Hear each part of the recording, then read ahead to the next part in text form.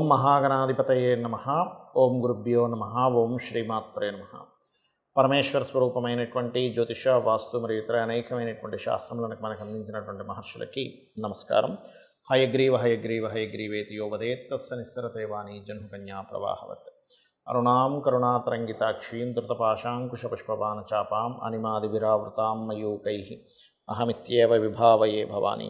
ప్రేక్షకులకి ఆ లలితాంబిక అమ్మవారి యొక్క అనుగ్రహం పరిపూర్ణంగా కలగాలని మనస్ఫూర్తిగా కోరుకుంటూ నేను ఈరోజు మీకు వార ఫలితాల్లో 14వ తేదీ నుంచి 20వ తేదీ వరకు ఉన్నటువంటి గ్రహస్థితి ఏ విధంగా ఉంది అని చూసుకున్నట్లయితే, ముఖ్యంగా ఇక్కడ వృషభ రాశిలో గురుకుజుల యొక్క సంచారము, మిథునంలో రవి యొక్క సంచారం జరుగుతూ ఆ యొక్క రవి 17వ తేదీ నుంచి కర్కాటకంలోకి మారుతున్నాడు. కర్కాటక రాశిలో శుక్ర బుధుల యొక్క సంచారం 20వ తేదీ నుంచి ఆ యొక్క బుధుడు సింహరాశిలోకి, కన్యారాశిలో కేతువు చంద్రుడు 14వ తేదీలో ఉంటూ మనకి ధనుసు రాశి వరకు ఈ యొక్క వారంలో చంద్రుడి యొక్క సంచారం జరుగుతుంది. కుంభంలో శని వక్రగతి మరియు మీనంలో రాహువు ఈ యొక్క గ్రహస్థితి ఉంది.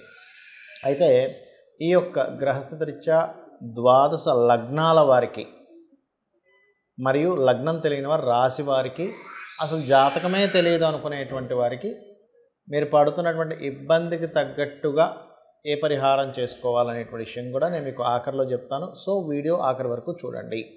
మీనలగ్నము, మీనరాశి. మీనం వారికి కనుక చూసుకున్నట్లయితే మీ యొక్క రాశ్యాధిపతి 3వ స్థానంలో ఉన్నాడు కాబట్టి మీడియేటింగ్స్ ద్వారా కొంతవరకు ధనయోగం అనేటువంటిది చూపిస్తుంది. కాకపోతే కొంచెం 14, 15, 16 తేదీలు మాత్రం మీరు ఏదైనా మీడియేటింగ్ సంబంధించినవి చేసేటప్పుడు కొంత జాగ్రత్తగా ఉండండి. బికాజ్ ఆఫ్ ఇక్కడ పంచమాధిపతి అష్టమంలోకి వెళ్తున్నాడు. మిత్రుత్వం కాస్త అనవసరమైనటువంటి దారిలోకి తీస్తూ ఉంటుంది.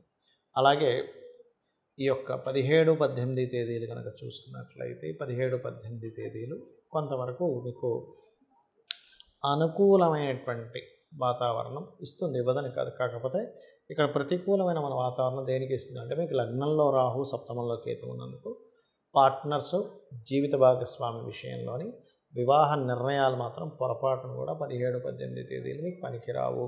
లాంగ్ జర్నీ చేసేటప్పుడు కూడా కాస్త జాగ్రత్తగా ఉండండి.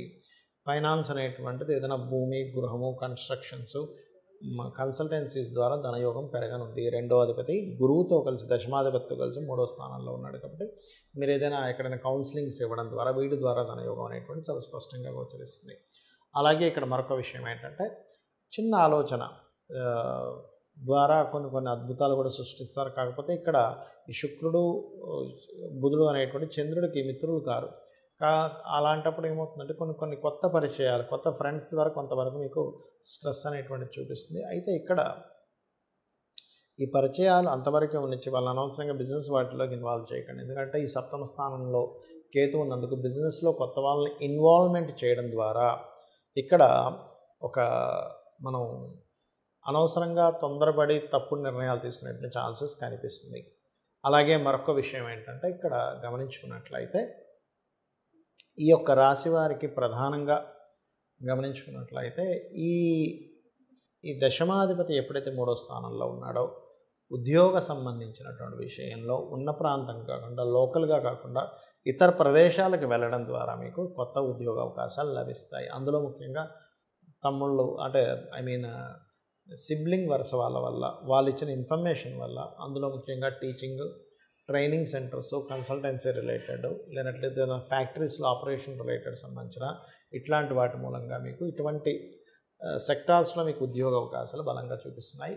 ఏల్నాడు శని యొక్క ప్రభావం తగ్గుతుంది కాబట్టి మీకు వక్రించడం వల్ల, దీనివల్ల ఏంటంటే గతంలో చేసిన ఇన్వెస్ట్మెంట్స్, తప్పుడు ఇన్వెస్ట్మెంట్స్ని ఇప్పుడు సరి చేసుకునేటువంటి సమయం గోచరిస్తుంది. ఇక మీరు చేయవలసినటువంటి దేవతారాధన విష్ణు లలితా సహస్రనామాలు, ముఖ్యంగా రాజరాజేశ్వరీ దేవి అయిన నమః, ఓం రాజరాజేశ్వరీ దేవి అయిన నమః అనేటువంటి నామస్మరణ చేయండి. గోవుకి బియ్యపు పిండి తినిపించడము, లేనట్లయితే ముల్లంగి తినిపించడం చేస్తూ ఉండండి. నవగ్రహాల్లో ప్రత్యేకంగా రాహువు, కేతువు గ్రహాల దగ్గర ఎక్కువగా దీపారాధన చేస్తూ ఉండండి. దీనివల్ల ఏమవుతుందంటే, లగ్న రాహు, సప్తమ కేతు ఉండడం వల్ల జీవిత భాగస్వామితో వచ్చేటువంటి ఏవైతే డిస్టర్బెన్సెస్, డిస్ప్యూట్స్ ఉంటాయో అవి క్లియర్ అవ్వడం జరుగుతుంది. సామాజికంగా మీరు ఏదైతే చిన్న మిస్టేక్స్ని ఒక్కోసారి ఎలివేట్ చేసి పెద్దగా చూపిస్తున్నవి కూడా తగ్గుతూ ఉంటాయి. ఈ రకంగా చేయడం అనేది చాలా బాగుంటుంది.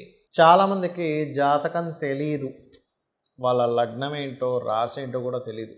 మరి అలాంటి వాళ్ళు ఏ ప్రాబ్లంకి ఏ దేవతారాధన లేదా ఏ గ్రహారాధన చేసుకోవాలని మీకు 1 by 1గా చెప్తాను.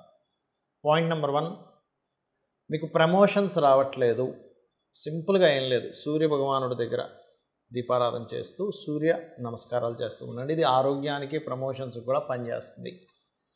పెద్ద మీ యొక్క సుపీరియర్స్తో ఉండేటువంటి స్ట్రెస్కి కూడా పనిచేస్తుంది.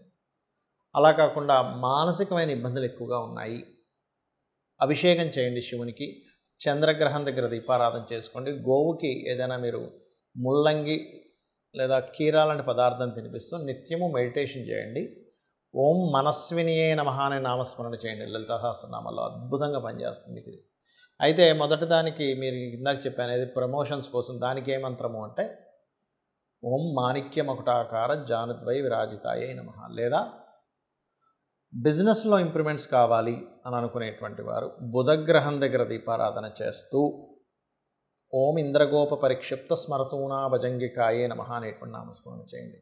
లేదండి నాకు ప్రతిదీ గొడవ అవుతూనే ఉంది, ప్రతి చిన్న విషయానికి మాకు గొడవలు అవుతూనే ఉన్నాయి అనుకునేటువంటి వారు సింపుల్గా ఏం లేదు, మీ కుజగ్రహం ఎక్కడో పాడైంది కాబట్టి కుజగ్రహం దగ్గర దీపారాధన చేస్తూ, కుజ బుధ 2 గ్రహాల దగ్గర దీపారాధన చేస్తూ చక్కగా సూర్య భగవానుడిని చూస్తూ, అది మీ రిలేషన్స్లో ఎవరితో ఇబ్బంది వస్తున్నా, మిస్కమ్యూనికేషన్స్ వస్తున్నా సూర్యుడిని చూస్తూ మీరు ఓం మిత్రాయ నమః అనే నామస్మరణ చేయండి.